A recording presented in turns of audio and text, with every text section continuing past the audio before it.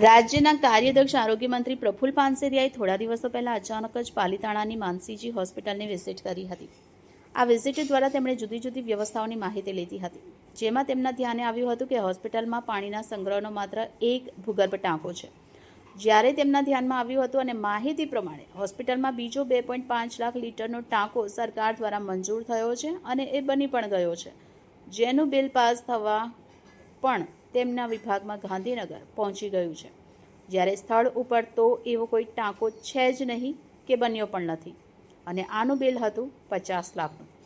બોલો, કેવો અને કેવડો ભ્રષ્ટાચાર! અત્યારે તો જવાબદારો સામે પગલાં લીધા છે, જોઈએ સજા શું થાય છે.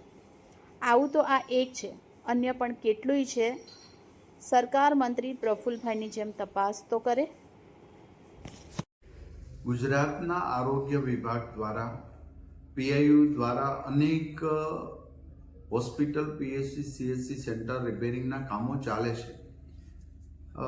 પાલિતાણા સરકારી હોસ્પિટલમાં 2.5 લાખ લીટરની ભૂગર્ભ ટાંકી મંજૂર કરીને અમે વર્ક ઓર્ડર આપ્યો હતો, અને મારી સરપ્રાઇઝ વિઝિટમાં પણ મેં આ ટાંકી જોવા, ભૂગર્ભ 2.5 લાખ લીટરની ટાંકી જોવાનો આગ્રહ રાખ્યો. ત્યારે ત્યાંના તંત્રને ખબર ન હતી કે અમારે અહીંયા ટાંકી નથી બની, પરંતુ ત્યાંના એન્જિનિયર કાર્યપાલક મેહુલ દવે અને નાયબ કાર્યપાલક ઇજનેર એવી કાલિયા દ્વારા અહીંયા બિલ પાસ કરવા માટે એજન્સી ધર્મનંદન કન્સ્ટ્રક્શન સાથે મેળાપણી કરી 2.5 લાખ લીટરની ટાંકી બનાવી જ નથી, અને બિલ મંજૂરી કરવા માટે જ્યારે અહીં આવ્યું ત્યારે અમારા પીઆઈયુ વિભાગના અધિકારીશ્રીઓ, મારા વિઝિટમાં પણ મેં આ ટાંકી ક્યાંય જોઈ ન હતી.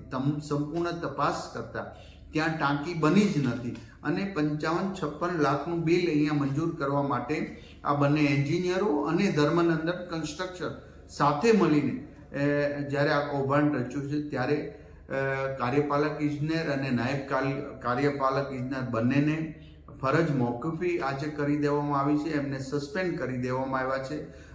ધર્મનંદન કન્સ્ટ્રક્શન કંપનીની પર બ્લેકલિસ્ટ કરી દેવામાં આવી છે, ને ધર્મનંદન કંપની, મેહુલ દવે અને એનવી કાલિયા, આ ત્રણેય પર પોલીસ કેસ કરવાની મેં મારા વિભાગને સૂચના આપી છે.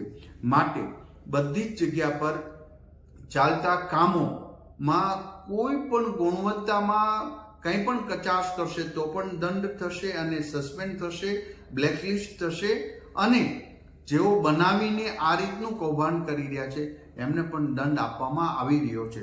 ત્યારે આજે અમારી ટીમ કોઈ એવું ન સમજે કે નાના નાના વિસ્તારની અંદર ચાલેલી કામગીરી એમ જ ચલાવી લેશું.